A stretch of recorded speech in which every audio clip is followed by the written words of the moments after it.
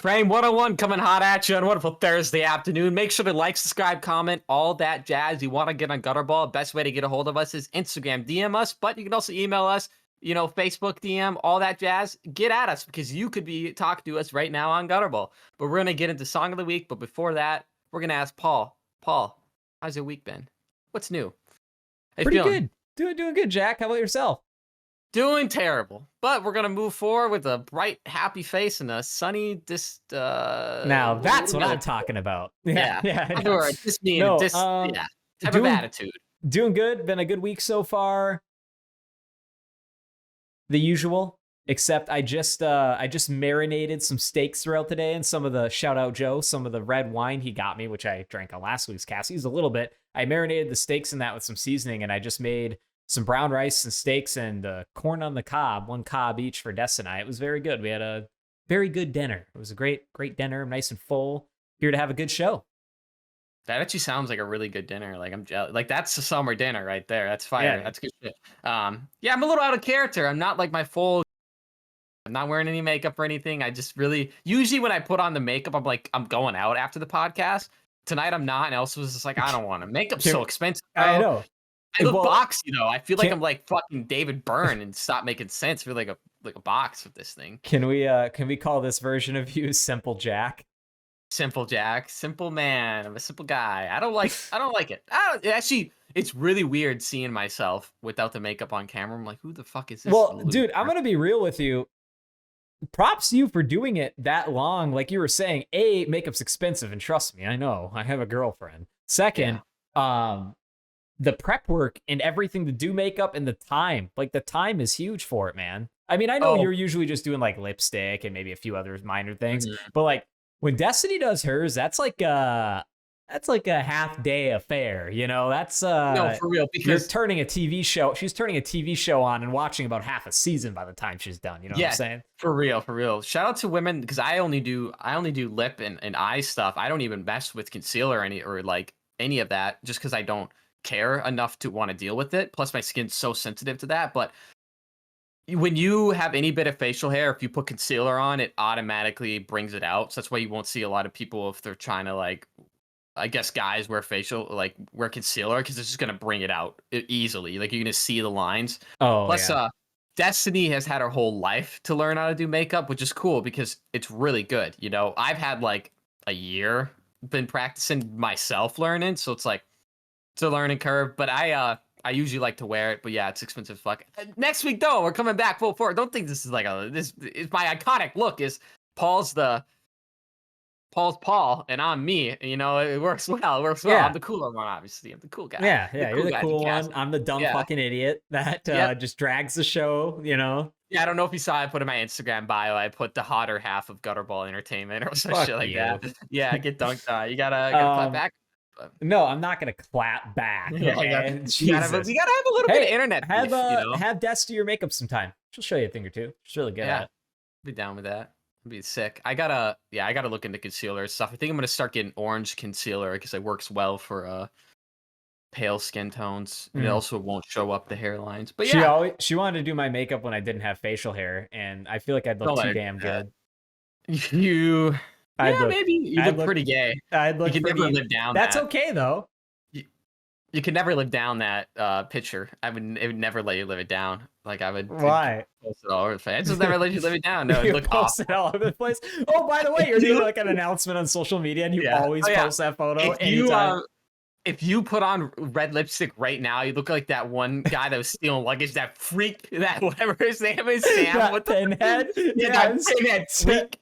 Biden's like head of like transportation or something, like airline travel, whatever. Dude's just hijacking luggage. I thought he was like his like assistant or some shit. What's his name? Sam something. But that guy, look out for that guy. You don't want to be looking like that. They them's out there, man. You gotta knock that shit off at 30, right? Like you're done. You can't be a they them past 30. You're an adult at that point, all right? Knock that shit off. I guess. I don't know. I know nothing about this. This goes out to all the they thems I know. You're done at 30. Like that's it. Pick a gender at 30. But we're gonna get into song of the week. Paul, Wait. Swap gears. What do you Can we listen? talk? Talk about that? Okay. Can we talk? Okay. Rewind a little bit. That's Yeah. something that reminds me is like at work lately, the big focus has been inclusivity training, and I'm actually learning. Like I Right. had to do the training course today. I'm actually learning Okay. quite a bit. How not to be racist?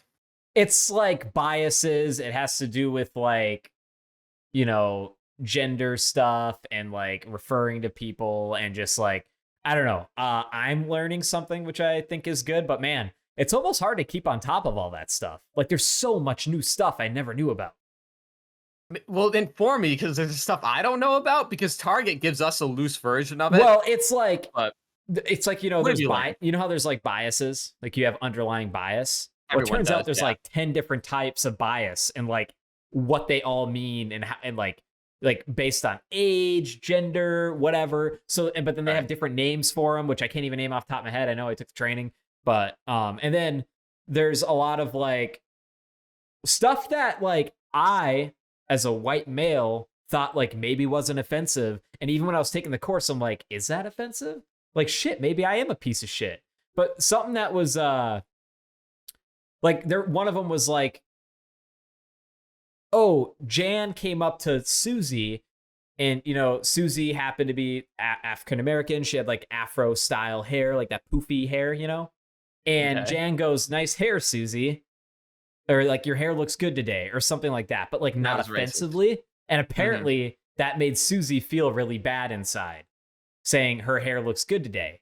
And it's Mhm. like, well, shit, like, what if my, you know, direct report or something, doesn't matter the race, whatever, comes in, they got a haircut, and I say, hey, nice haircut, your hair looks good.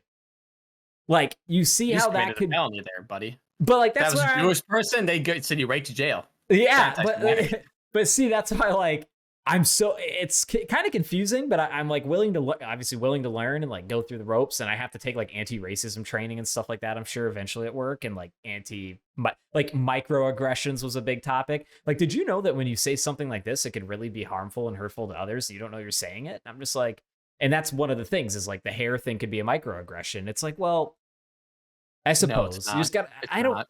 It's I don't. not. It's not. It's not. I won't have anyone tell me that. That's like Target. Want to hear my example from Target that they're giving us? Yeah. They said it was literally because I talked about it with my coworkers after the fact because they brought it up to me. It was a like a little video they show you of a lady who holds a door for a dude in a wheelchair. The guy in the wheelchair goes past the door and says, "Why are you holding the door for me? You think I can't open a door because I have a wheelchair?"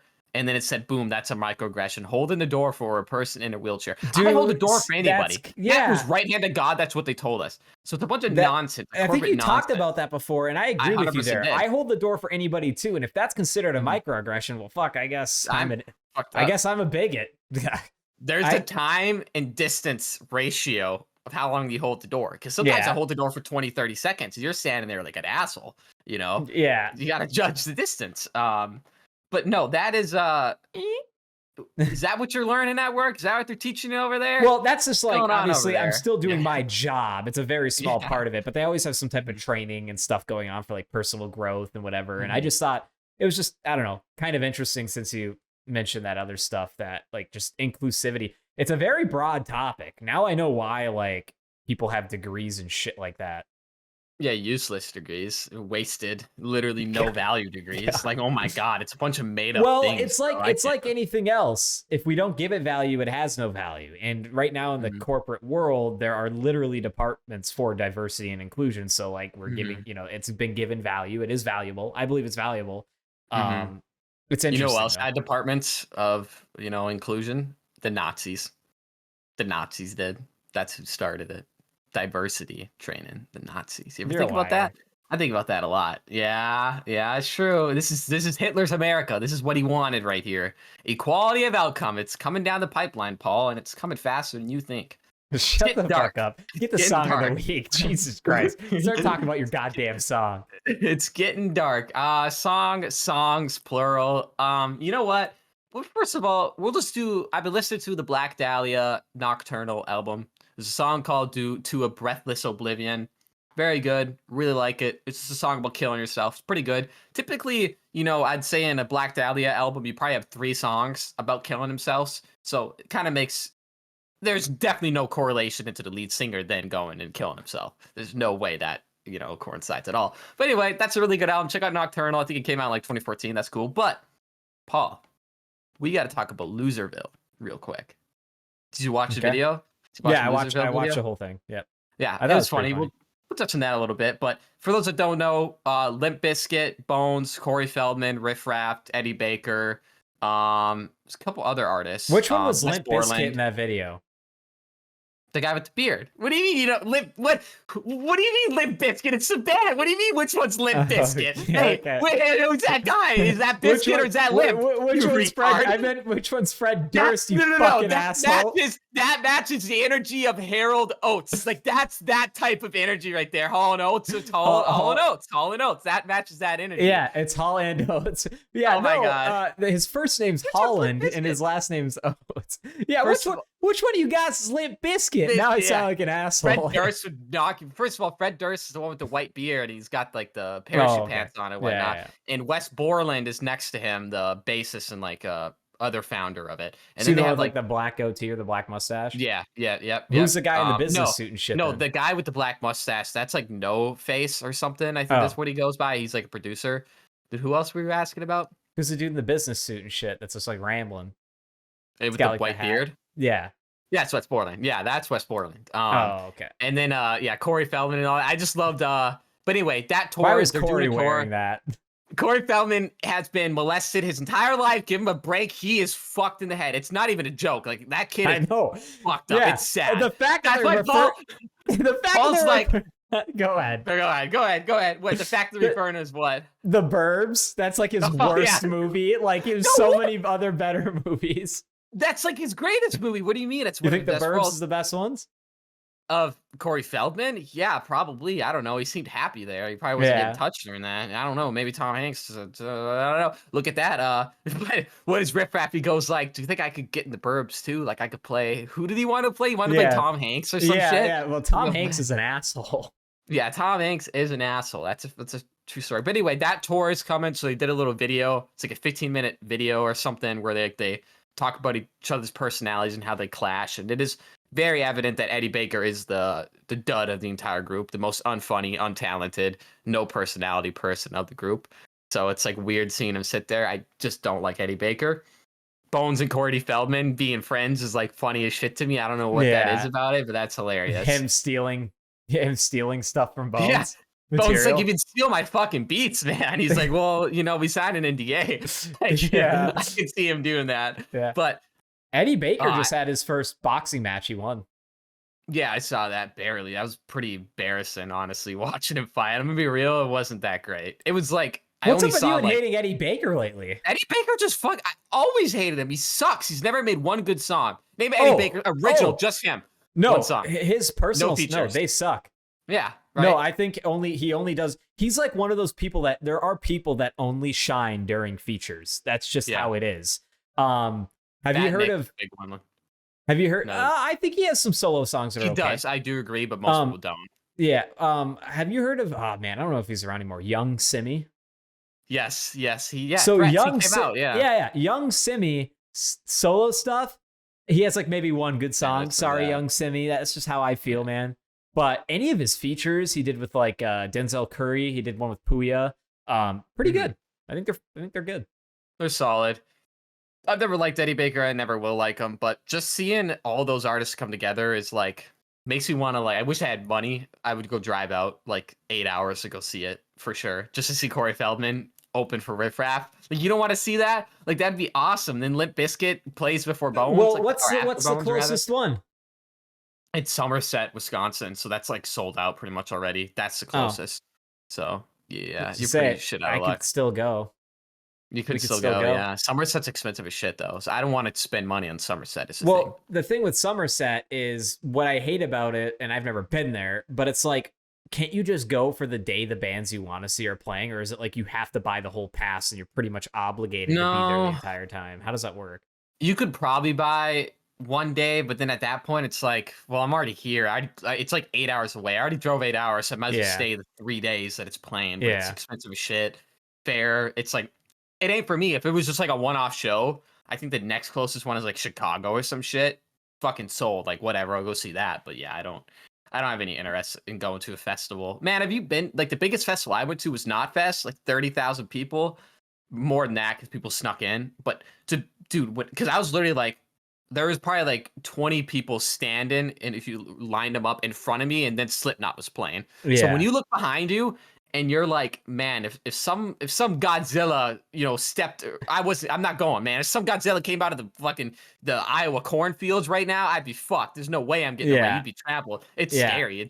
I don't like that. I don't like that either. Personally, honestly, the biggest one I've probably, because I've never went to when it was like before Somerset, it was something else. It was like Rock Fest or something. Warped Tour, maybe. Warped Tour, that's what it was. I never went to any of those. The biggest one was Moondance, man, and even then, that wasn't like, it was big. Like when the big bands came out, yeah, I'd say, yeah. At the busiest times, like obviously it's like you can come and go throughout the day, right? But like for the biggest bands, later in the evening, yeah, I'd say it'd get pretty fucking packed, like 10,000 probably. Yeah, I've never been in. I still might go to that this year. People, that'd be cool. I didn't know because still around. Creed's gonna play. I might just avoid it. That's why we want to go. I would never go. Oh Pitch my a god. See Creed. That's what you wanted. That's the best band that's playing there. Really? That's the best one. I don't know. Well, let's take a look and see. Yeah, I don't peachy. Know. What is this? Moondance 2024? Because if that's the best one, I mean, come on, that's pretty shit, right? That's a terrible. They got Foghat, Kansas, Creed, Switchfoot. Switchfoot will be good. Finger 11. Think we can hear? Is that the ones who did Baby Blue? I don't know. Blue Oyster Cult. You gloss over Blue Oyster Cult. That might just be worth it just for them. But they're all dead, aren't they? Badfinger that did Baby Blue. Not who did. What songs does Finger 11 have that are popular? I don't even know who Finger 11 is, but I don't want their finger anywhere near me. Oh, they're like This is the amount of bands. I thought to be more than that. That usually there is more, and that's Blue Oyster Cult is there. How come they're below Kansas? Is Kansas really bigger than Blue Oyster Cult? Yeah, that's kind of weird. I mean, yeah, you're right. They don't have a lot of bands here yet, and usually they'll add a lot like last minute. But that's like 12 bands, I think, just right there. A CCR tribute, really? We're gonna do that? How about a Rush tribute, you cocksuckers? I'd go for the Rush tribute. Be up to open in the pit during signals and shit. But yeah, no. Thanks for the invite, by the way. I would go and boo Creed. Boo! I'd boo. You know how disrespectful you could get beat up if I booed Creed? Depends on how I was dressed, huh?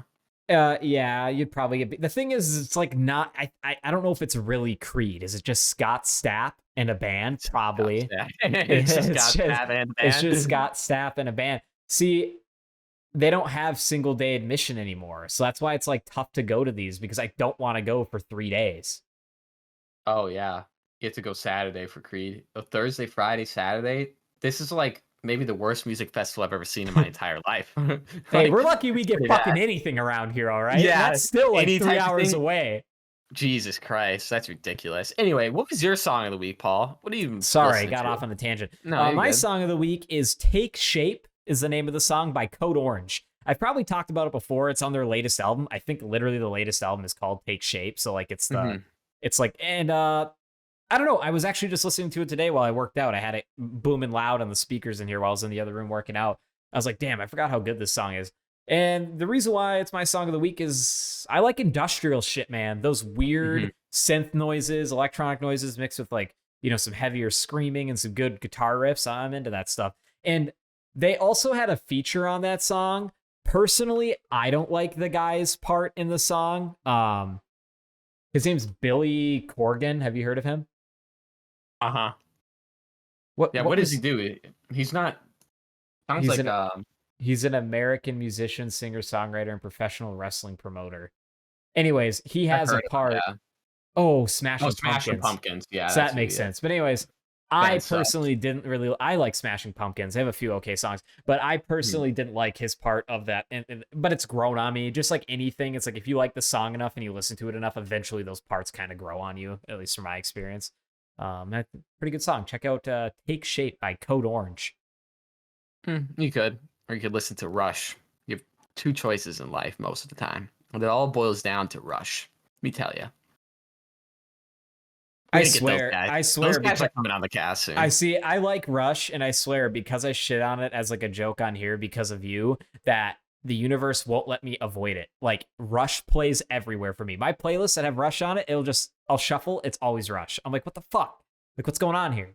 You can, though, it starts with Free Will all the time. What do you have on your Rush playlist? But you have Spirit of the Radio and Tom Sawyer. But that's what you got on. I actually really don't like Tom Sawyer that much. I think that song is extremely overrated. It's a good song.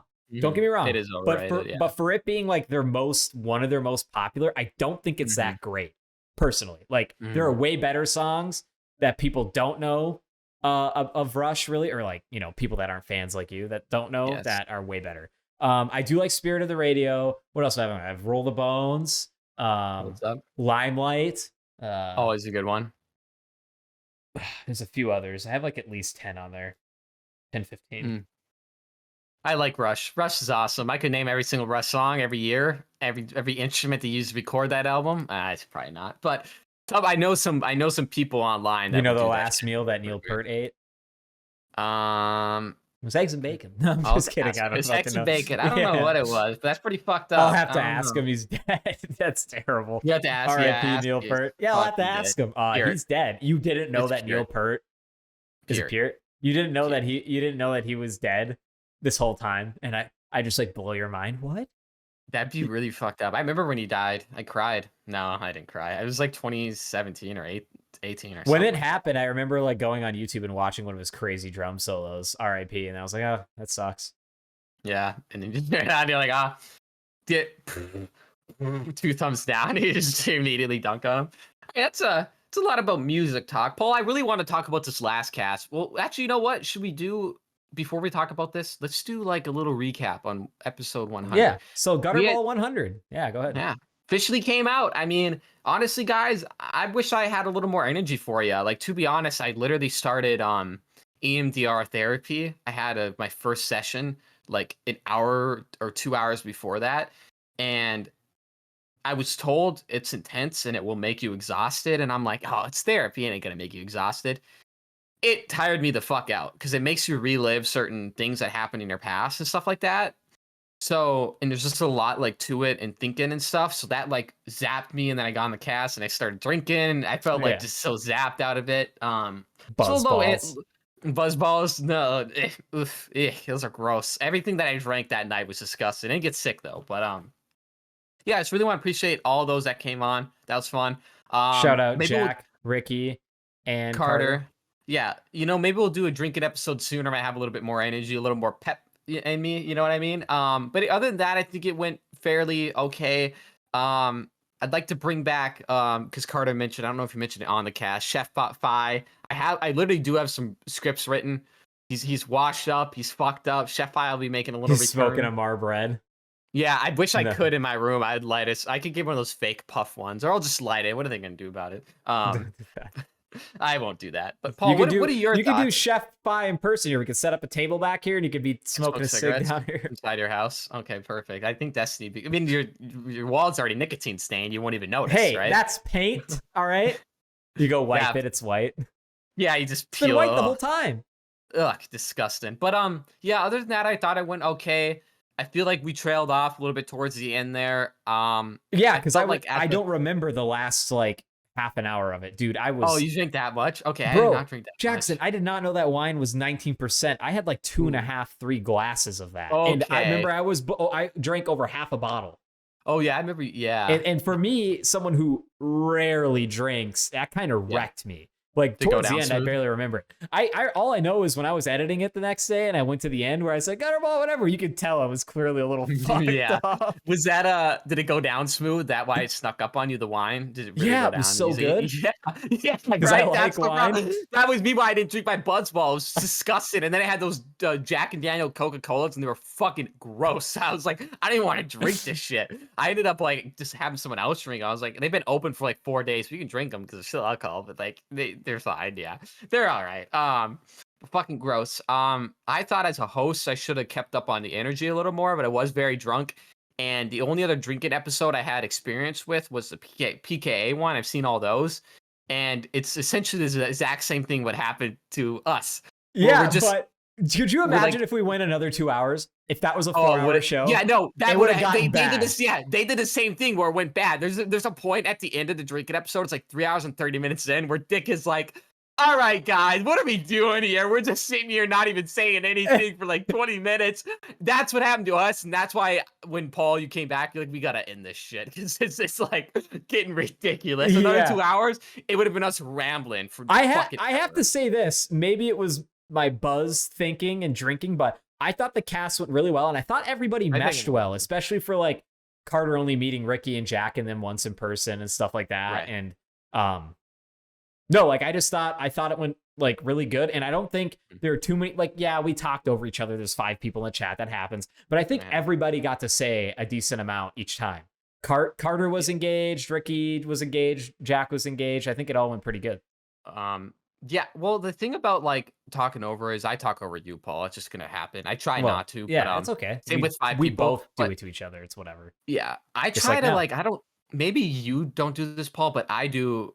I have a mindset, and maybe I should tell guests that it's kind of like a round robin. It's like pick your thought, finish it off concisely, and then pause and let the other person talk. That's how podcasts, in my opinion, should work, and that's how you should have it in the back of your head. Like that's what at least what I do. Like when you introduce drinking, hard, just like I'm talking over you now. But yeah, of course it's gonna be like that. But yeah, no, just like it's a give and a take relationship with podcasts, and the talking over is something you either fix or you really don't, and it just works out well. You know, a lot of podcasts I listen to, they never fix that problem, but that's just the way it is. You know, we need to mute each other mic. Like I'm gonna press Paul's like, all right, you can buzz in to talk. It's the presidential candidates or some shit. But overall, good episode. More drinking episodes in the future. Maybe not just every 100, but no, we'll see. Maybe I was thinking maybe for like 150 or something, we do a 4-hour long drinking episode. Man, we've had some bad luck with technical difficulties lately. Let me tell you, ladies and gentlemen, I believe I just lost Jack again. Well, that's okay. Here's what we can talk about. My boxing love-hate relationship as of late. So as you guys know, I've been sparring. I've been doing stuff like that. And, you know, I got dropped yesterday from body shot and sparring. Shout out, Andrew. I'm a pussy. And I don't know, man. It's like every time after I spar, it's not that, of course, I am getting beat up. It's that I don't really like inflicting the damage I am on people, because it's like I'm actively hurting this person's brain, basically, or like body, right? And that's the way I'm like looking at it, is like I've been getting clipped, and I've clipped a few people. I haven't dropped anybody or made anybody hurt in sparring, which if you ask me, you shouldn't be dropping your partners in sparring, but that's just sometimes how it can go, right? Especially body shots, like shit happens. You're gonna get dropped by body shots. As long as you're not knocking your training partners out, I think you're fine. But I just, I'm at a crossroads right now. It's like a love-hate relationship with me. Because last night I was like, man, I don't know if I really want to spar anymore. Like, is this for me? Am I a fighter? And probably not. I don't think I'd ever compete. I never thought getting into this I'd ever compete, even at an amateur level. Just as a joke, I'd be like, yeah, it'd be cool if I competed. But you know how much goes into that and how much work you have to do? It is like it's a very, just like MMA, any martial art, if you're going to compete in it, it's a very selfish sport. Like, all your time's dedicated to that, revolving around diet, fitness, being in shape, being ready, training, all that. And I'm just like, that's not my life. I have a lot of other hobbies such as this outside of boxing or fitness and stuff like that. And that's kind of the route I'm leaning is, you know, I don't really know if I'm going to spar too much anymore. I probably will a little bit, but I figured why take the damage, you know, if I'm not really going to be using it for anything. That being said, that doesn't mean like today I'm going to stop sparring. I'm probably going to spar a few more times and call it good. I just want to get to the point where my nerves are kind of gone and I can be comfortable in there. And then once I'm at that point, it's like, okay, I don't really need to spar anymore unless I do plan on competing personally. Yes, it gives you the wits. That's the only way you get better. Like 90% of your learning happens during sparring. There are some people that spar harder than others. It's just the way it is. Boxing's got a lot of ego built into it. So that's kind of what I see is you got a lot of guys that just want to kind of prove something to you, even though they really don't. You're in the ring. Yeah, I don't really have much else to say about it. But if you are going to consider a combat sport, just know that if that's something you really want to compete in, it's very selfish. Like, you really need to be dialed in as far as diet, fitness, training. It is your life then, if that's what you're going to do. But now that Jackson's back, we can continue where we were. Sorry about that, ladies and gentlemen. Some technical difficulties. Jackson, I was just talking to them about boxing, love-hate relationship, and just kind of tying that all up and how that's been for me lately. But how's it going? It's going. My keyboard is a little messed up right now. Some keys might be missing after I smash it against the desk there. But everything other than that, it's going good. Let me just pull up my topics here. I lost my train of thought after I violently went into a rage. You look like a Roblox character. I do. That's okay. But there must be something going on with the network there. I don't know what's going on. It's awful. It's awful. And I'm getting real sick of it. And it's weird because I could hear you while I cut out. So it's weird. Well, once you get your own place, things will be looking up. Yeah, well, then we'll find out. Is it your device or is it the network? Who knows? Probably the network. Burn down both and find out. Or Discord being garbage, because it's not the greatest software. Yeah, well, we were talking about Gutterball 100, huh? We better wrap that up, right? Well, yeah, just like that 150, maybe we'll do a 4-hour episode. Oh, yeah. What I'd like to do is have a rotating guest in. Like, maybe one guy comes in for an hour, bounces. Next guy comes in for a couple hours, bounces, something like that. It's going to be tough because it's a drinking episode, because we're going to be trashed by the time the fourth guest comes in the 4th hour or something. Yeah. Hey, man. Yeah, that'd be funny. That'd actually make it hilarious, though. We're gonna get Goldface to drop acid with us on that one. No, I don't do psychedelics. I'll but drop Goldface it with Goldface. I mean, just Goldface is gonna take take can the do acid. it remotely. Yeah. I don't want Goldface anywhere near my home. I'm just being real. Just kidding. No, I was kidding. Goldface. Where the hell are all the pills? All the pills that are in your cabinet, like prescriptions for like whatever you have, like anxiety or something. He takes your depression. He's on probation right now. He wouldn't do that. He's clean. He is. Yeah. He's genuinely clean right now. I'm not even joking. He is. He's on probation. I wish he would come back on and stop being like, "Hey, I'll come on," and then doesn't message us for like 4 months. He's busy because I don't think he has a static living situation, is what I suspect. But I don't know. Who knows? He's doing good though. He's looking good. I have a friend similar to Goldface, not personality wise, but what was that? Not as cool as Goldface. No way. Personality wise, not the same, but as far as like lifestyle, and I have a feeling Goldface's lifestyle is similar to my friends. Like, this friend of mine, like, he travels for work, but it's like grunt, it's not grunt work, but it's manual labor style, like, type stuff, Okay. And he gets a lot of money for it. He gets paid like $75 an hour to do it, but it's tough work. They pay for his hotel, they pay for everything. He's usually staying at like a coworker's house when this happens, and then he'll drift to the next town to do the next job or the next state, wherever they fly him. Dude's got nothing to his name but like a one wheel, a backpack, and like 3 changes of clothes. And he's been living his life like this ever since he got out of high school, which is great. He can do whatever he wants. Aside from that, his hobbies outside of that, all he does is go to raves and do psychedelics and stuff like that, and spends all that hard-earned money he makes. For all I know, he's saving some of it. I don't know. On that 75 stuff. an hour, and it just repeats. He's never I think he still has a car maybe, but like it's just like this repeat cycle of he's at somebody else's house, he's at a hotel now, he's and I think like Goldface is a similar life. I feel where like he's probably got stuff at his parents' house and stuff at a friend's house in LA and whatever, but I feel like he bops between all these different places, and just doesn't really have a lot to him as far as like that's materials. A dream. That's a dream for like 5 years, but then it catches up to you. Like, I'd live that way that'd be fun as hell. Going to raves, taking ecstasy, fucking rave bitches. That'd be crazy as hell. Thinking about psychedelics. Ended up in trap houses with those people strung out on couches, fentanyl shaking and shit. I wouldn't want to do the fentanyl. I just want to witness other people. But that sounds like a vibe for a little while.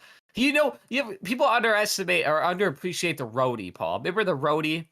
Maybe the idea of the roadie in your head as a kid, you're like, oh man, that guy tours his band. He's dirty. He's sleeping on couches, but he's at every show somehow. Are there roadies in 2024? Can you be a roadie? I don't think you can. No, right? man. I think at this point, musicians make too much money. Yeah. To not be comfortable, like for them to have all that money and to not be comfortable. And I'm not just saying this, but like, I feel like having a roadie around would be annoying, especially to somebody that's got that much money, like mainstream artists and stuff. Oh, well. And so it's like back then when you're traveling with a rock band, they're making money, but it's not like, crazy, like millions of Not for dollars. us. We're men. You have to be a hot chick to do this, Paul. It's just in a different Oh, reality where we're I hot thought chicks. guys would do it too.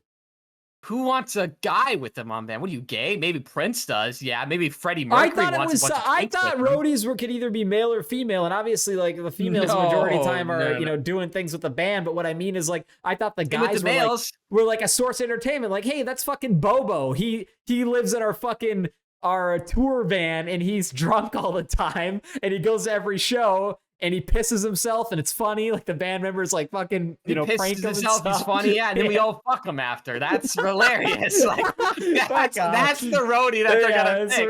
Right. They only have he's hot gross, women. he smells, but afterwards, after a show, we go on there and we fuck him. Oh my god! No, there are no male roadies, and if they are, they're That's working. terrible. They're carrying That's shit to horrible. the stage and all that. Bobo, shut up, you stink. Take a shower. Bobo. They're whipping bars of soap at him. They're Yeah, and humiliating him. here's the thing about They this. pants him.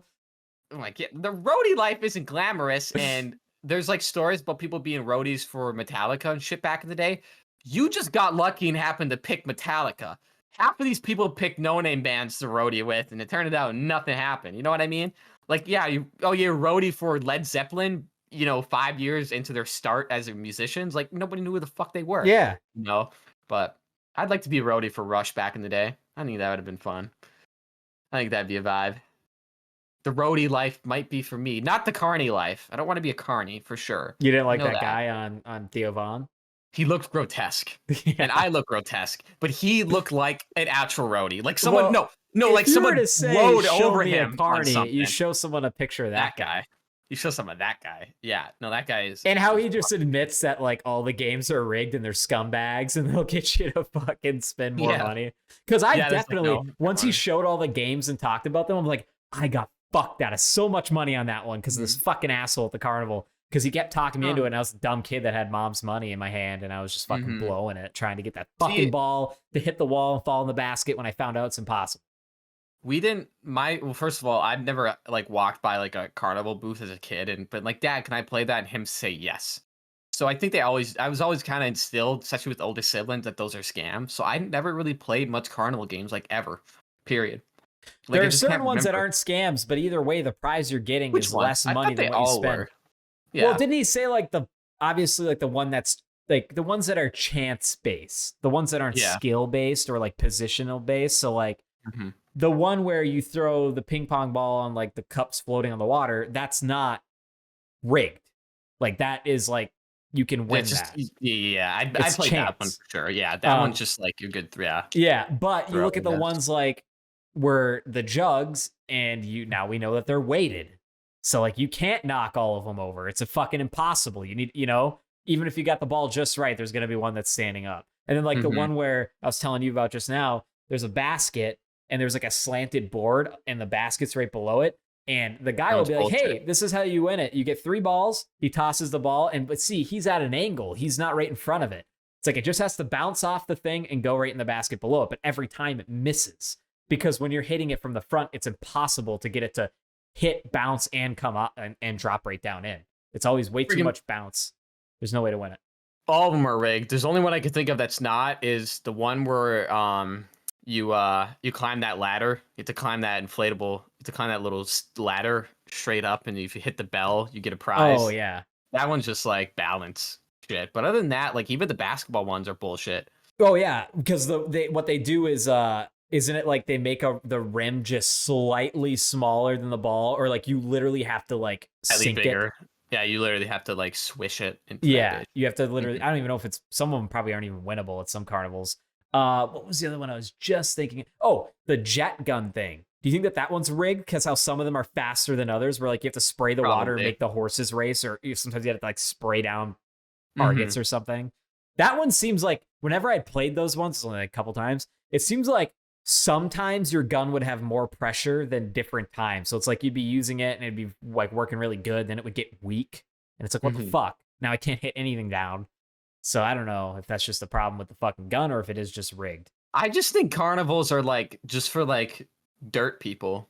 You ever think about that? People who work at carnivals are just dirt people. Like, you piece of shit. You know no one's going to win this. You absolute garbage. I played a claw machine. I'm a big fan of gambling. I like to play claw machines. So that's a gamble to me. I went to go play a claw machine. I put in a buck. Guess what, Paul? You know, you press the little button, you get it all lined up perfectly. I was gonna get this cool little Luigi plush. The claw just closes without even going down. It just closes on top and it goes to the end and drops it. And I'm out a buck, dude. I kicked the door. I was like, you little cocksucker. I kicked the door and the flat like bent. So I broke it a little bit. So that's what happens. I was in the mall and I just kicked the door a little bit. The door like swung off its hinges. I was like, that's what you get, fucker. So I don't know, whoever owns that will go fuck yourself. They need to make they need to make those more like winnable, but they never will. But it's like, I know you can adjust. My buddy had one at his house and you can like open up the door and there's like a strength setting you can adjust. Well, it's funny. Mary like played the one right next to me and won. So I don't know what that was about, but everything sucks. It pissed me off a lot. I lost $1. Yeah, carnivals are ripoffs. But what was interesting to me about that Theo Von cast with that Carney is like, oh yeah, why does it surprise me that all these traveling people at the carnival are fucking number one, probably weirdos, number one's drug addicts. Like they're just talking about how after the show they're just doing all types of drugs in a tent or whatever in a bunk. I thought that was kind of what else should you be doing? Yeah, I mean, you're just kind of, those people do. Honestly, you're just basically a drifter at that point, or a roadie for the carnival, basically. You're on the road. That's like the worst type of roadie. Yeah, who do you travel with? The carnival? You fucking loser. Like, sorry to tell you this, Kevin. You need to get in there with the elephants. What do you mean? You need to make them happy for the next show. Oh, what do you call? Oh, yeah, no, hey, no, that's foul. What do you call somebody that travels? You know, so there's carnies, but then there's like people that with the circus. What do you call those people? You know, you got carnies. What do you call people that travel with the circus? Do you think a circus is more sophisticated than a carnival? That's what I was going to ask. That was my next thing is, do you think a roadie or a person that is in the circus? Because I know for a fact, most of those people in circus have some type of like degree in like yoga or some shit, you know, because some of those trapeze artists will give them that. Or those people that run in the cage with dirt bikes. If you fuck up, that will fuck your day up. Like you'll get hurt as hell. Pit bikes? Oh, yeah. Them carnies ain't getting hurt with people throwing fucking softballs at them, hitting the milk jugs down. Like those carnies have no danger, and they're not cool. They're just smoking meth, you know, operating rides, soaking cigs, you know, riding the tilt-a-whirl. That shit's trash. But if you're like in the circus, what do you call those people?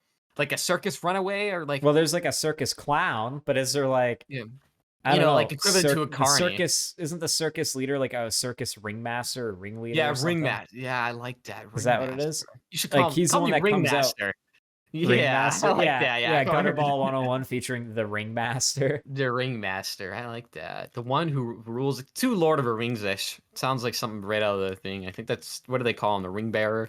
Anyway, Jack, get really good at hula hooping, and your stage name is the Ringmaster. The Ringmaster? That's like the worst. Oh, and coming out, ladies and gentlemen, the Ringmaster. Should I have your fucking? Have you seen that one guy that does the hula hoop, but he spins like the tennis racket, so it makes it look like it's floating? Have you seen that guy? No, is it cool? That it's really, really cool. Yeah, he gets these two sticks and he like bounces this tennis racket, then you'll like juggle shit. He's a cool, but he's like a white guy in the back of his yard doing it. He looks like an old man. But anyway, no, if you're part of the circus, I got a little bit of respect for you because you're in with the lions and shit. You know, you gotta hit the lions every once in a while. You gotta be a brave man to wail on a lion. Yeah, I'll wail on a whale. He does the face. I'm the guy. Yeah, I'm the wail guy. on whales.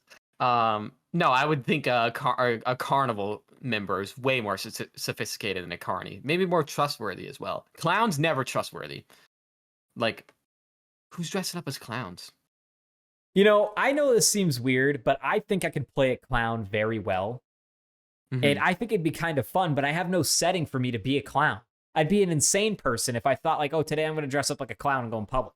And it's like, as weird as it sounds, I think doing a kid's birthday party like one time would be really fun. Like just a chance to be a character. But I feel like most kids A, don't like clowns, and B, like you're automatically seen as a fucking weirdo if you're dressing like a clown. But I think it's like, I feel like that's something like if I were to ever be in a movie or feature anything, a clown or a goofy character like that, I think I could nail. I think you're underestimating how hard it is to capture a kid's attention as a clown. It goes past just dressing up as a clown.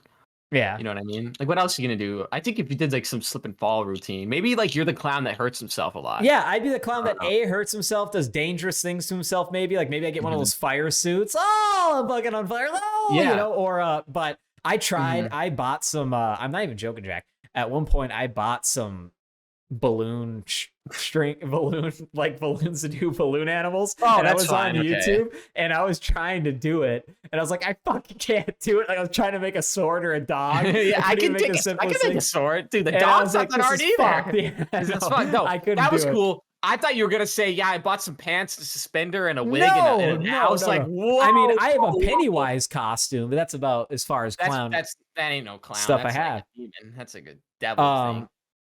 No, balloon But animals are fun. I can make a dog still. I know how to make a dog because we used to play with them all the time. You get the little pump, you know?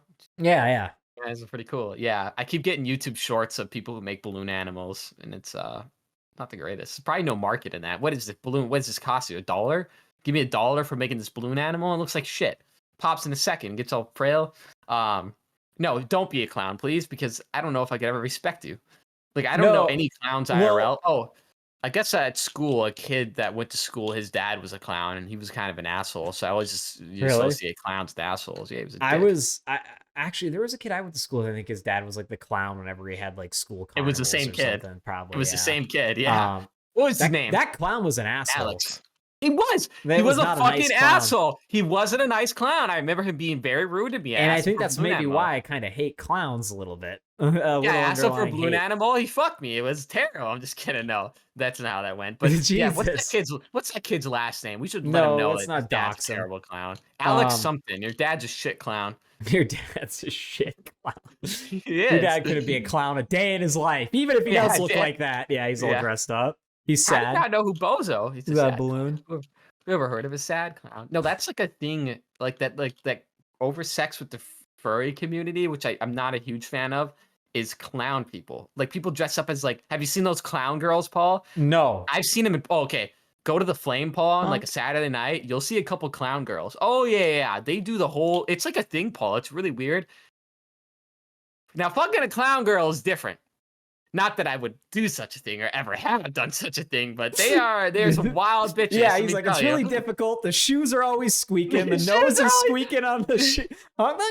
It's honk, all fucking night with these bitches. The makeup's smeared on them. I'm playing whiteface by the time I'm done with them. I've got the whiteface on. I look like a racist asshole. If you're a black guy, you can't fuck a clown bitch. You end up being really racist, man. It's bad. It's a bad situation to be in.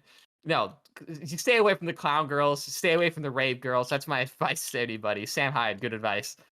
It's like really, really bad. Oh, yeah, rave girls are definitely probably women you want to avoid. And I don't know from experience because I've never really encountered a rave girl in my single time period. But all I know is steer clear. I knew some like through friends that were rave guys, but I was like, that's not my type of. That's a method. You really got to know.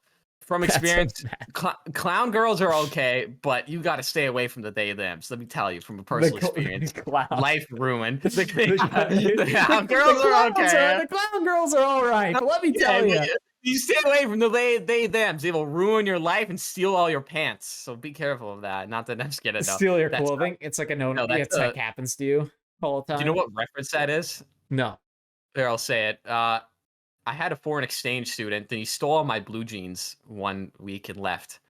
It's from The Office. Michael Scott had an exchange student growing up. He stole all my blue jeans, and I did wear shorts the whole summer. And I always think about that. Just gonna go buy some new pants. Like what an asshole, dude. But anyway, yeah. In that inclusivity training, they used a clip from The Office. Oh really? No shit. What one they used? The clip where. Motherfuckers!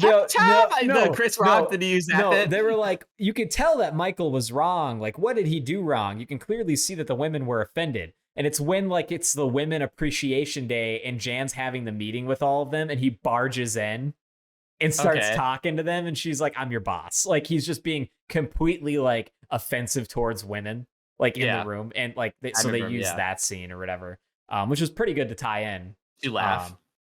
It's a funny show. This is supposed to be funny. You're out there laughing like they're recording you during the test. Yeah. Any little giggle, you're out of here. That's it. That's like, no, yeah, you're out of here. I've seen the show. Yeah, I just think it's funny. Yeah, no, that's like I thought they were for sure gonna play the Chris Rock bit. You know, where types of people. You know what I'm talking about, like season 2. That's terrible. That's good. That's good too.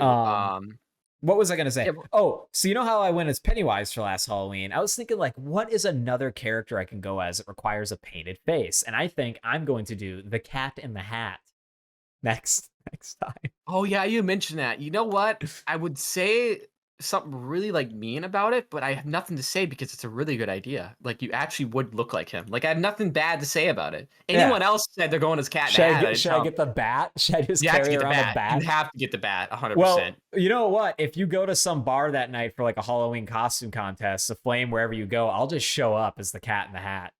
Oh, I know what I'm gonna go as. I'm going as the witch from Left 4 Dead. You know how easy that is to do. I just gotta wear. That's pretty good. I'm just gonna wear the. There's pretty much 3 pieces to it, but I gotta dye my whole body gray. I'm gonna get the claws. I'm gonna be crying in the corner. It's gonna be good. Who's the big girl from Resident Evil with the hat?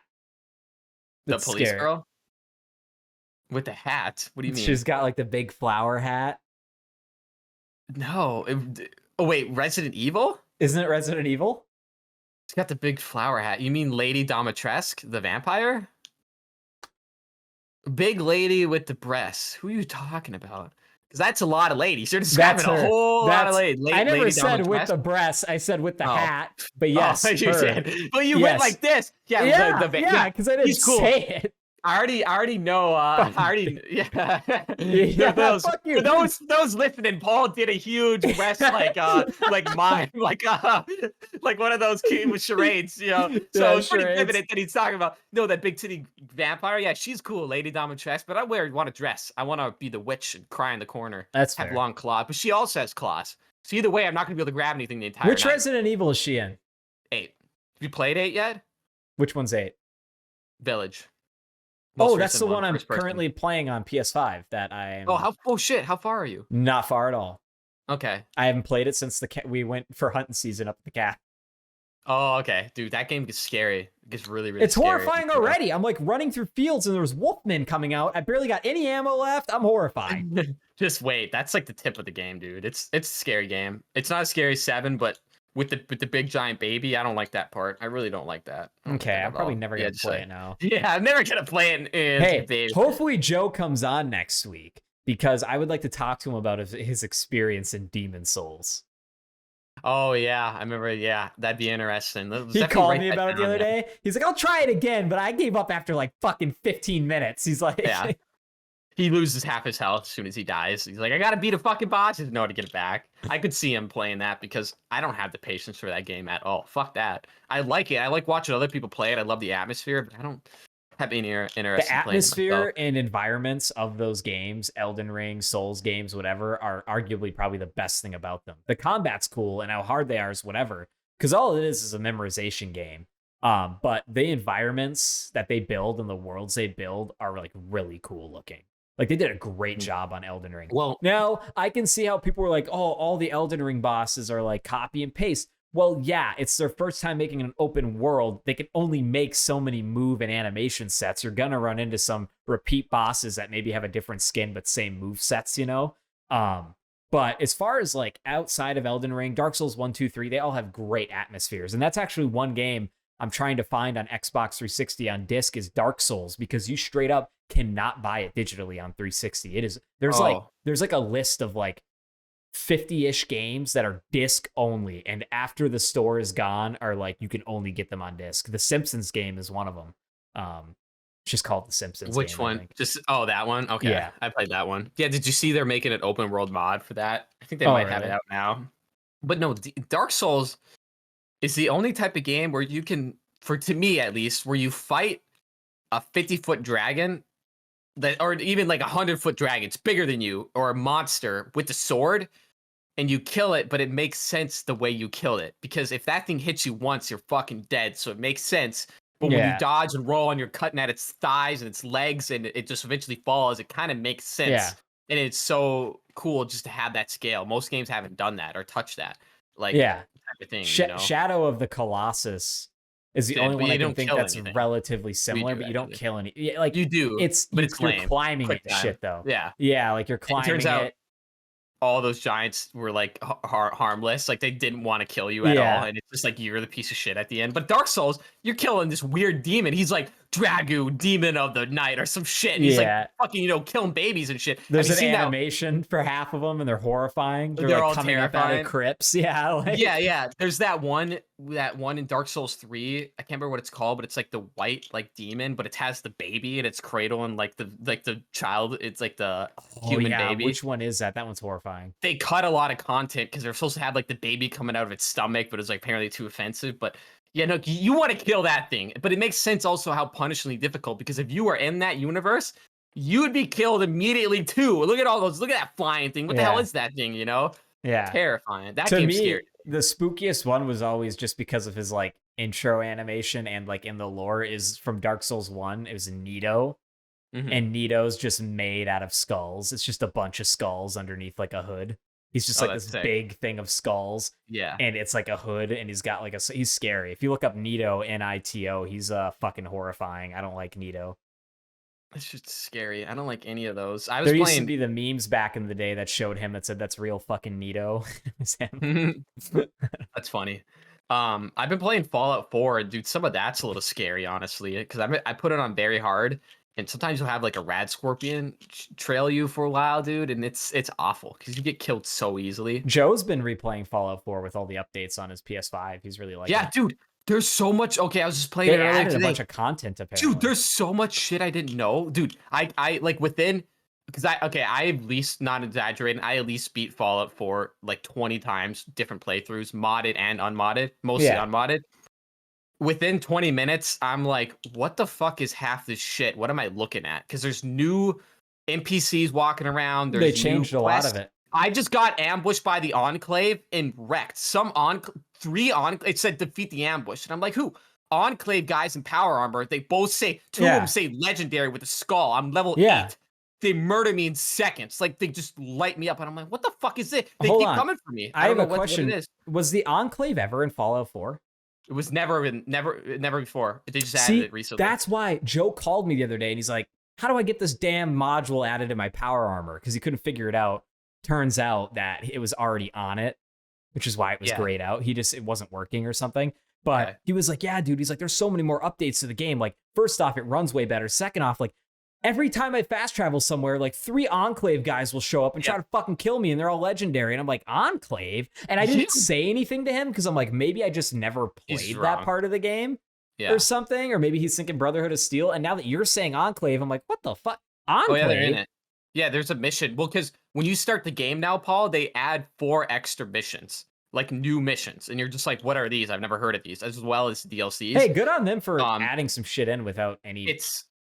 From what I know, man, I'm just like, my hair's like itchy. From what I know, I don't have likes, all right? No, from what I know, it's like not a full, it's like a little mission, but you can't join them. And I think you can only have the option to kill them. Because, man, I'm level 8, Paul, and they're pulling up in full power armor, and they have a new power armor set. It's called XO2, and they are mauling me to death. It says defeat the ambush, and they're like really difficult because they strategically like cut you off too. It's like playing Last of Us 2. Like, they're smart. I don't know. Props to them because it makes the game a little more interesting for someone coming back to it. Yeah, coming to replay it. Some new little things here and there. Well, I'm curious. I thought the Enclave were done after 3. Yeah, I don't know. I honestly, well, you gotta imagine, like, if the world was like that, any type of little faction, if there's even a few people left, they're trying to like keep it going. Well, so like it's like New Vegas. Yeah. Just those small people, you could get a group together. So I don't know if the Enclave are good or bad. I don't know the lore well enough. I don't know, like, I got to look into it more, I guess. There's a lot to learn. And it's I think like the one of those Enclave's things. Technically, I think that every faction is bad. Like, I just think there isn't a good faction. The Minutemen try, actually, for the most part. But I hate the Minutemen, so it doesn't work out. I'm a legionary. I love the Here's Legion. The deal. The Minutemen could have been the perfect ultimate best faction if it wasn't the most fucking annoying thing to deal with if you decide to join them. We're getting attacked here. I need you to build a settlement here. We need all, like, I hated that. Hated it. And a lot of people complain about, I hate the building in Fallout 4. Why they spend so much time on building? It's like, well, guess what? You could just choose not to do it. To the people that like complained about how much time and energy they put into like the building mechanics and like having a settlement compared to like lore and gameplay of that game, I get it. I think they could have done more RPG-esque things instead of spending time on that. But guess what? you can just straight up not do it. You can just do the two, three things you got to do to progress in the main story, like build a There's more than teleporter. that. But yeah, like, you know what I'm saying? Like, it's not. No, you I can know, just I get avoid what it. you're saying. We'll do what I do because I'm playing Fallout 4. I just max up my junk and all work benches because I will not collect a piece of junk. I don't want to do that. I want to kill things, and when I need to build some, I'll build it, but I'm not building shit. I don't care. If my settlement's getting attacked, oh well, figure it out. I'm not fast traveling anywhere to help anybody, you know. I'm playing I haven't done this in a while, but I'm playing I'm doing commando, automatic weapons, and chem addict, alcohol addict. Well, alcoholism. So I'm just running around off of Jet and Buff Out and You're just drinking, fucking Max and Payne. I'm constantly drunk or high the entire time, like a That's psycho, pretty killing funny. everybody. It's fun, yeah. Fallout Yeah. 4 is good shit. It is. Yeah, Yeah, you go have any ahead. topics? What was on your mind? I have quite a few. What do Oh, you we already got? talked about that movie. I can delete that one. Well, we can talk about movies and TV. We can talk about some combat sports action. We can talk about the Xbox 360.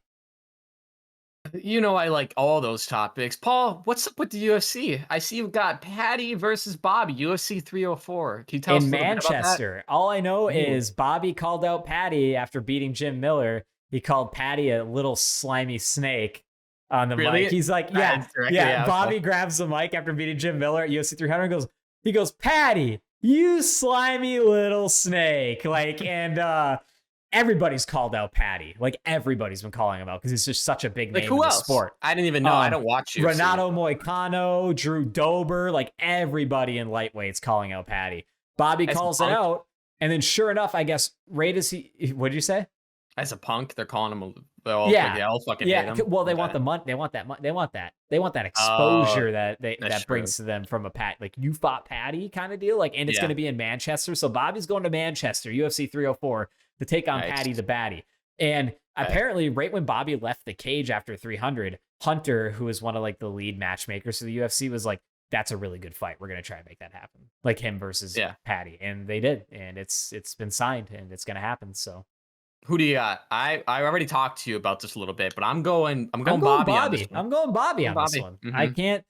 Patty has kind of lost a bit of my respect. I do think that yes, he's got the character to be a McGregor, but he needs to get the skill, and I just don't think he takes outside of training camp very seriously. But we'll see how that changes him too. He did just have 2 kids, like he had twin daughters. Literally, they're like gonna be 14 weeks old by the time he fights Bobby. So they're very going young. Down, bro. So, well, you've seen it though in UFC, man. You can see when people have kids, it like ruins them as a fighter, but you can see people that have kids and it's like they have this newfound fire thing to fight for, and they're a monster, like Charles Oliveira was when he went on the lightweight title run. He was a fucking monster after he had his daughter. Like, he was unstoppable for a while. So I think he's gonna get that fat dad bod. He's gonna be eating a lot of cake, Patty. The next I couple don't know, months. man. It's interesting because Patty to me seems like a guy that doesn't even want to fight. Like, he really truly doesn't seem like a guy to me that's like that wants to fight, but he does. Right. He trains. He does it. He's really good grappler, and he is very sloppy striking, in my opinion. But I think he didn't expect to be swept up in the limelight as much as he was, you know, because I don't think so either. It seemed like a quick progression to me. Like, it seemed like almost. Well, I mean, I guess it was kind of overnight because when he got that knockout originally, remember it was Luigi first I watched Venturini, it. yeah. Yeah, wasn't it? I think he definitely hit him with like a spinning elbow at one point. That wasn't the knockout, but no, he fucked that guy up. I remember that. beat It him was down. quick. It was like a minute or something like that, or round 1 at least, I think. Yeah. But what happened is he got all that star power as that character, and then they fed him to Jared Gordon. And whoopsie, Jared Gordon beat his ass, and they somehow gave Patty the decision.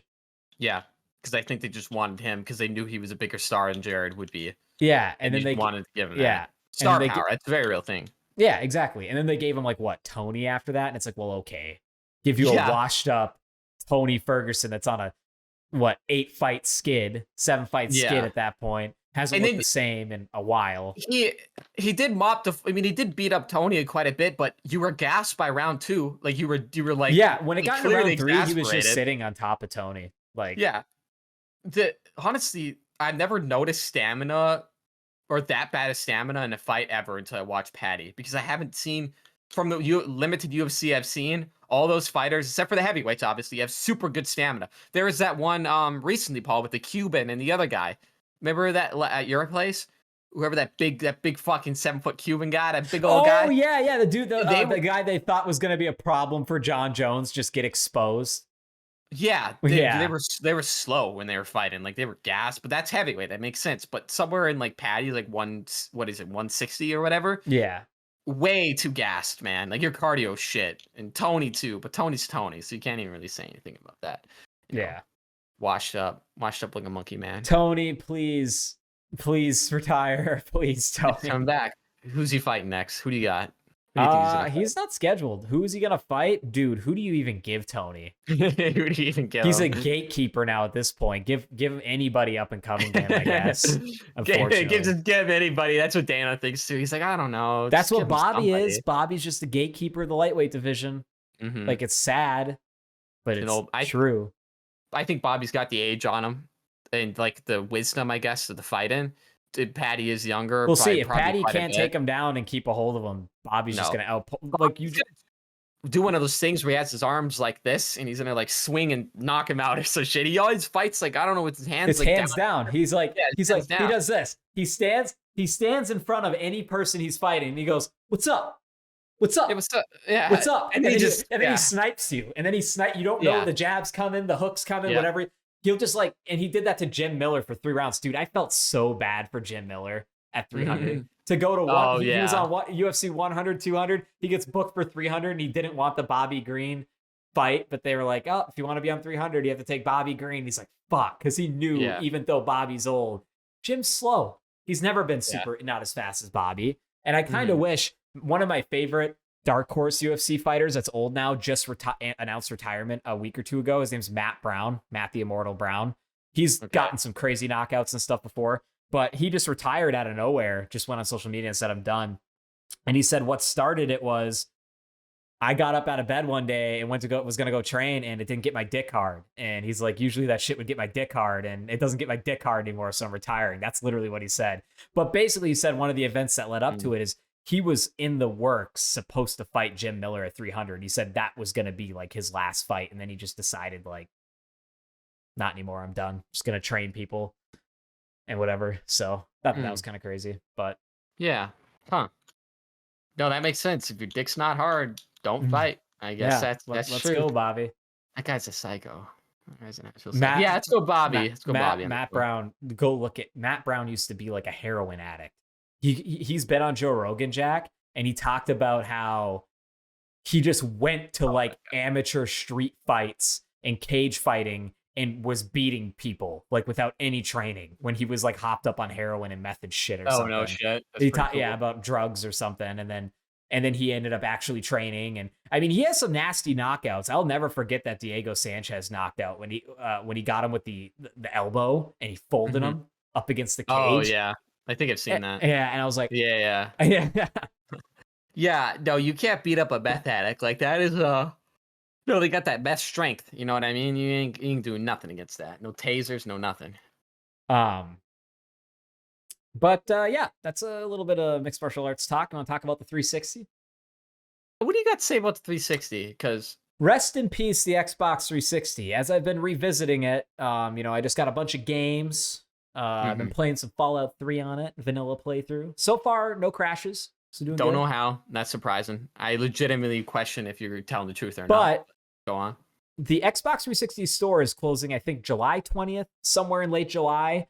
And they've already started a bunch of sales on everything from themes, gamer pictures, avatar items, games, arcade games. Because you got to remember, Xbox still has 2 categories of games. And I kind of forgot about this. They got the arcade games / indie games and the actual games, right? And there were a lot of good. Jackson, I downloaded like all the old arcade games I had bought that I had already had. Like Castle Miner Z and like all these other ones. Those I'm are like, cool. damn, these are cool. How about the one where it's like the pregnant baby and the pregnant girl and the baby shoots out and it goes sliding across the room? Oh no, I don't have that one. Fuck That one. But- How about the mind warp? Now you're into mind warp. Remember the mind thing? yeah, You put your yeah. eye, it'd make you all dizzy and fuck your that head one up. was free. Yeah. And that was free. But what was I going to say? So yeah, the store's closing, and they have 2 other dates leading up to the store closing of when they're going to do more deals and release more things. I personally haven't really looked at the deals because I'm gonna be honest with you, Jackson. The Xbox 360 is slow. Loading any of those marketplaces, going through, I watched a video, a 2-hour video where a guys went through like all the best free themes you can get before the store closes, all the best free games, this, that. And dude, it took me hours to get. Lag. Yeah. And so what I learned is you can actually go do it on the Microsoft store, like on the website, add it to your account, and then you can download it on the Xbox. And even that is like the store is like broken. Like it's bad. The 360 store is separate from the Xbox One store, so it's like it's outdated. It looks like a website that was made in the 90s. Like it's really bad. So even that's better than doing it on the 360. And then you have to use that stupid search bar where the keyboard's one line and you have to scroll. God. And I'm like, God damn it. And the search is terrible. The search is powered by Bing. So you have to type out the whole game's name, because if I want the Wolf Among Us and I type in the wolf, it comes up with 30 different things that have nothing to do about the Wolf Among Us. And so that's been frustrating. It's like, I just want to get the content and download it before it's too late. And that being said, anything you had purchased, though, Microsoft said that you'll be able to download. They haven't given a deadline on when like you won't be able to download things anymore. Well, I paid for it, so I should. Yeah, well, I know, but DRM, whatever, they've done it. I mean, there are literally PC games. You know, remember Games for Windows Live at the top? PC games you can get on disc. That doesn't exist anymore. If you buy any of those games, Fable 3, whatever, they're unplayable. Even if you have a computer that has Windows XP on it and you have the key, they're unplayable because the game online service can't activate your key anymore because it's gone. So the only way to play those games is either if they're on another console. So Fable 3 is unplayable on PC. It's not on Steam. You can only get it on 360. You have it? Yeah, dude. I want to play that game. Fuck. I have a bunch of add-ons for it. Dude, that makes me want to play Fable. I didn't know you couldn't play it on PC. That makes me want to play Fable 3. You can't play it anymore. The only way you can play it on PC is if you crack it. And there have been people that cracked it. But like what we're talking about is you want a legitimate way to play the vanilla game without any workarounds. And 360 is the only way you can do it now. Disc or digital, I think, on 360. But no, I have it digital. So if you're telling me if I go and check, it should still be there, right?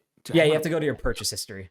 Okay. Or just go search the game, and if you bought it on that account, you'll be able to download it. I should have it, yeah. But yeah, everything ends up in your download or purchase history or whatever. Everything. Right. Dude, Jackson, I had like the McDonald's snack wrap background for the 360 at some point. I'm like, what the hell? Cool. That's cool. Like there's a lot of promotional ones.